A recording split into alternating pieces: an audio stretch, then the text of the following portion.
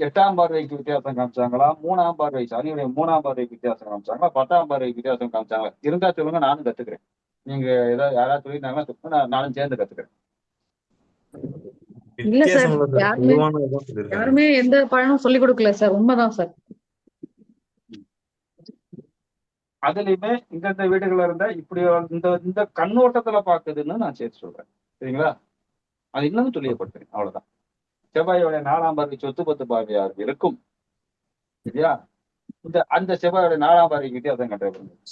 இப்படி உட்கார்ந்து பார்க்கும்போது குருவுடைய வீட்டுல உட்கார்ந்து இருக்கும் போது பண நோக்கத்தோட இப்படி பார்க்கும்போது காசு பண நோக்கத்தோட சொத்து பார்வையா பாக்குது. சரியா? இந்த செவ்வாய் இதுக்கு இங்க போடுங்க.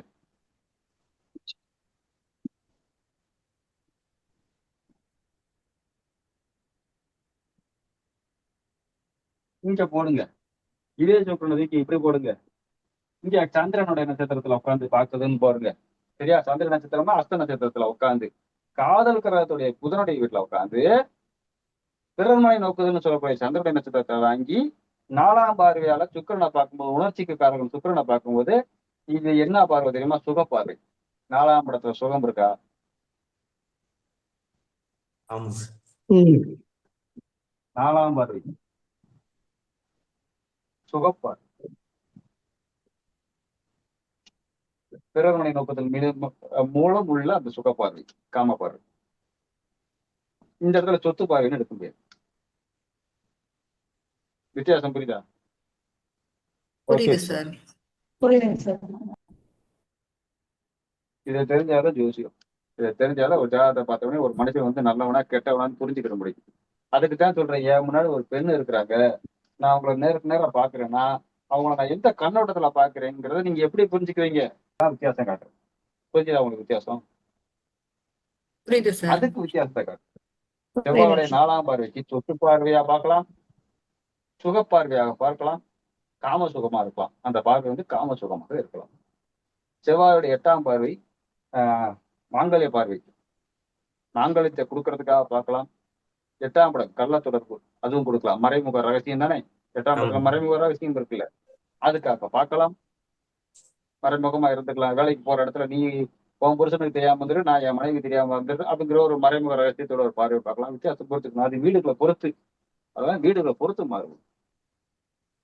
வீடுகளை பொறுத்து அது மாறுபடும். அதே மாதிரி சனி, சனி நான் ஆயுளுக்கு வரணும். 3ஆம் பார்வை முயற்சி பார்வைன்னு சொல்றோம் இல்லையா? ஆனா 8க்கு 8 பாவத்பாவத்துப்படி மரண பாவம். மரண பாவம் 3ஆம் பாவம். அப்ப ஆயுள்காரகனுடைய சனி 3ஆம் பார்வையில பார்த்தா ஆயுள முடிக்க போறாருன்னு அர்த்தம். மரண பார்வையா பாக்குறாருன்னு அர்த்தம். சனியுடைய 10ஆம் பார்வை ஜீவன பார்வை, தொழில்காரனுடைய பார்வை, ஒரு தொழிலை உருவாக்கி கொடுக்கலாமா அப்படிங்கிற பாக்குறதையும் இருக்கு. கர்மக்காரனுடைய பார்வை, கர்ம பார்வை 10ஆம் பார்வை, யாருக்கு கர்மம் செய்ய வைக்கலாம்னு பாக்குறது. அது தாய்க்கா, தந்தைக்கா, சகோதரனுக்கா, மனைவிக்கா, பிள்ளைக்கா, இல்ல பாட்டன் பாட்டிக்கா. உனக்கு மரணம் இல்லை, ஆனா யாருக்கு கர்மம் பண்ண வைக்கிறதுன்னு பார்க்கணும். எவ்வளவு டிஃபரெண்ட் இருக்கு. அதனாலதான் இந்த 3 கிரகத்துக்கு வித்தியாசமான பார்வை எல்லாம் இருக்கு. குருவோடைய 5ஆம் பார்வை என்ன வரும்? எங்க யாராவது ஒரு ஆள் சொல்லிட்டீங்கன்னா நான் இப்போ உங்களுக்கு இவ்வளவு நேரம் கிளாஸ் எடுத்துல நான் சாட்டிஸ்பாக்சன் ஆயிடுவேன். குருவுடைய 5ஆம் பார்வை என்ன வரும்? புகழ் கௌரவம், குழந்தை, குழந்தை இங்க சார். உட்காந்து பார்த்தா, இங்க உட்காந்தா காதல். காதல் பார்வை. 5ஆம் இடத்துல, 5ஆம் இடம்ங்கிறது நம்ம காதல தானே இருக்கிறோம் இல்லையா? காதல் கிரகத்தோட வீட்டுல உட்காந்து 5ஆம் பார்வையால பார்த்தால், இங்க இருக்கிறவனை பார்த்தா காதல் பார்வை. கரெக்டா? Okay sir. புகழ் பார்வை, புகழ் சொன்னீங்கல்ல சார், 9ஆம் பார்வையால பார்த்தா தான் சார் புகழ். சரியா? Okay sir. குருவுடைய 9ஆம் பார்வை தான் புகழ் கொடுக்கும். 5ஆம் பார்வை காதலை கொடுக்கும். இதே குரு இங்க உட்கார்ந்து பார்க்கறதுன்னா இப்பதான் சார் புத்திர பார்வை, புத்திர பைக்கிற கொடுக்க போகுது. சரியா? இப்ப 5ஆம் பாவத்துல ஒரு குழந்தை தானே இருக்குது. கரெக்டா? ஆமா சார். அம்மாக்காரனுடைய வீட்டுல ஆன்மாக்காரனுடைய வீட்டுல உட்கார்ந்து புத்திரக்காரனுடைய குரு 5ஆம் பார்வையால பார்த்தா புத்திர பாக்கியத்தை கூட்டு போறாரு. கரெக்டா? ஆமான்னு சொல்லுங்க, இல்லைன்னு சொல்லுங்க. ஆமா ஆமா sir. Sir right sir correct அவர்தான் சொன்னாரு, சார், ஜாயிடம் சார் தான் மீனத்துல இருந்து சொல்லுங்க சார். மீனத்துல இருந்து சொல்லவா? மீனத்துல இருந்து 5ஆம் பார்வை, அதுவும் காதல் பார்வை வருமா? சந்திரன் கடகத்தை சொல்றாரு சார். மீனத்துல அது நீங்க தான் வச்சோம்னா பேசுவாங்க. இங்க குருவை மீனத்துல வைக்கிறோம், இது என்ன காதல கிரகத்துடைய வீடா? இல்ல, காதல் கிரக வீட்டை பார்த்துட்டு எடுக்கலாம். ஆமா, இங்க சொந்த வீட்டுல ஆட்சி பெற்று இருக்கிறாரு. 5ஆம் பார்வை காதல் பார்வைன்னு எடுக்க முடியாது. அப்படி காதல் பார்வை எடுக்கணும்னா இந்த குரு யாருடைய நட்சத்திரத்துல இருக்கணும்? புதன் நட்சத்திரம். ரேவதி ரேவதி அவ்வளவுதான் சார் வித்தியாசம். போங்க, ஜெயிச்சிட்டீங்க. இங்க ரேவதி நட்சத்திரத்துல உட்கார்ந்து இருக்கிற குரு 5ஆம் பார்வையால சந்திரனை பார்க்கணும்னா, அந்த காதல் பார்வையால பார்க்கணும்னா இங்க ரேவதி நட்சத்திரத்துல இருக்கணும். கரெக்டா? Okay correct. இந்த குரு குழந்தையும் சொல்லலாம்ல சார்? 5ஆம் பார்வை குழந்தைய சொல்லலாம். குழந்தைய சொல்லலாம்னா இவருக்கு குருக்கு ஏதாவது ஒரு பக்கம் சூரியன் தொடர்பு வந்திருக்கிறாருன்னு பார்த்துட்டு சொல்லணும். சரியா? அதாவது ரைட் ரைட்.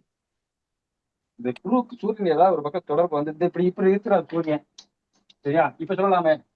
இப்ப குழந்தை பார்வை, புத்திர பார்வை பேசாராம். பொருளாதார ரீதியா இருந்து சந்திரனுடைய விட்ட 5ஆம் பாடம் பூர்வீக பார்வை இல்லையா? பூர்வீகத்துல வீடு கட்டலாமாங்கிற ஒரு பார்வை கூட வரலாம். சரியா? Right right. சந்திரனுடைய வீடுங்கிறதையும் மைண்ட்ல வச்சுக்கணும். 5ஆம் பாடம் பூர்வீகம்ங்கிறதையும் எடுத்துக்கணும். தனக்காரகன்னு எடுத்துக்கணும். சொந்த நட்சத்திரத்துல இருக்கிறாருன்னு எடுத்துக்கணும்.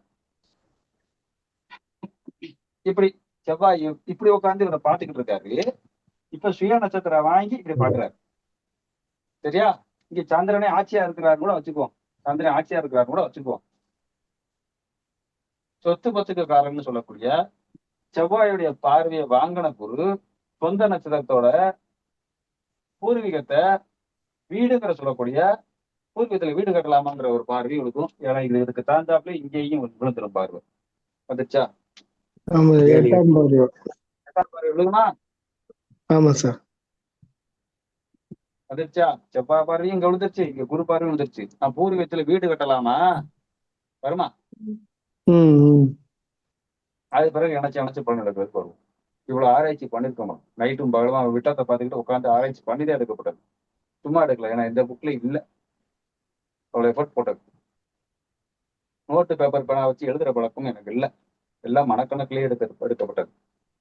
அதனால கொஞ்சம் புரிஞ்சு உள் வாங்கிக்கங்க, ஜெயிச்சிடலாம். வாங்கிட்டீங்கன்னா ஜெயிச்சிடலாம்.